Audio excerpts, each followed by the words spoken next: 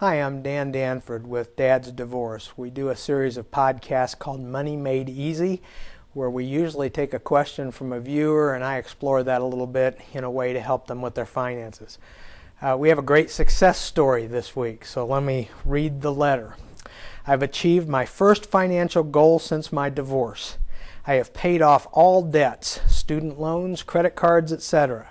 I still pay on my house, but it is a relatively small amount. My question is, what should I concentrate on next? I would guess that it would be smart to start building up some savings. I have none. Possibly saving for my son's education. Investing? I don't know. Now that the debts are paid off, I will have approximately $1,500 per month to play with.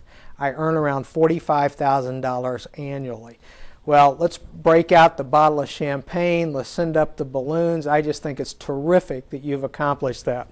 One of my friends who is divorced told me that he kind of accomplished the paying down debt thing by making a game out of it. He treated it almost like a sporting event. And each month when he paid down some, he had a little celebration.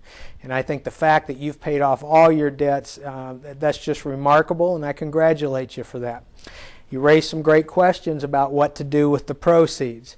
I got to tell you, it is just a terrific place to be at this kind of plateau. I've done with the worst part. I took off paying off the debts and stuff. That's off the table now.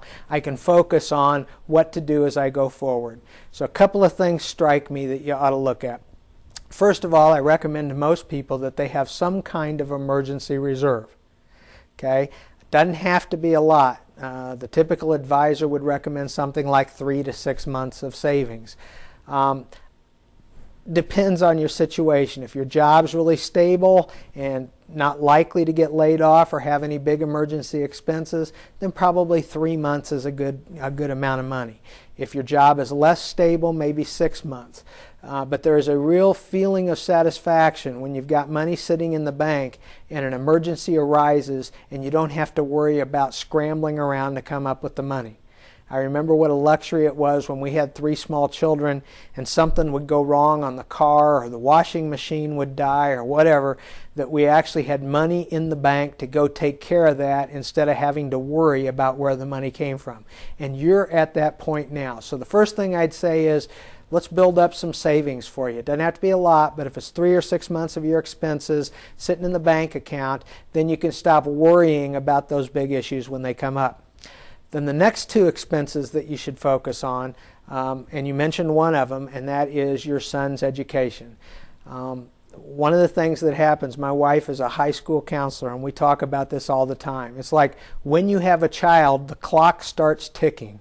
You know that 18 years down the road, that child is probably going to want to go to college or vocational school or trade school or someplace, and you're going to have some expenses associated with that. So let's start setting aside some money now. And there's some great programs for doing that. In the state of Missouri, the program is called Missouri Most, but virtually every state has a 529 savings program. This is a tax-sheltered program to set money aside to pay for educational expenses for your children. Actually, it doesn't have to be just your children, but it is especially for your children. The money that you set aside in there grows tax-free. You often get a tax deduction for putting money into the program, but more importantly, when the money comes out later on to pay for qualified education expenses, there's no tax ramifications for taking the money out. So it's a great way to set money aside. So I'd suggest that you start saving some money for that, and that you start using a 529 plan to accomplish that. The next thing that you didn't mention but is hugely important, and that is retirement savings. No matter your age, you know there will come a day down the road someplace where you're no longer working and you need to count on your Social Security, your 401k, your retirement plans to take care of you. Just like education, that clock is ticking, and the sooner you start putting money away, the better off you are. Now, one of the things we tell people is you can borrow money to send your kids to school, but you can't borrow money to pay for your retirement. So, of the two, funding education is relatively less important than funding retirement. Okay? You should do both. If it were me and I was in your situation, I'd take that $1,500 a month. First of all, I'd set it aside for a couple of months until you build up a reserve to take care of emergencies. Then after that, I would start an IRA or a retirement plan or use a 401k at work for yourself, and also start putting money into the 529 savings plan for your son. I'd use a ratio of something like 2 to 1. Out of $1,500, I'd put $1,000 a month into retirement. I'd put $500 a month into the education account. And as that goes forward, that will accumulate and it will compound at a high rate so that later on down the road, when you need that money, you'll have it.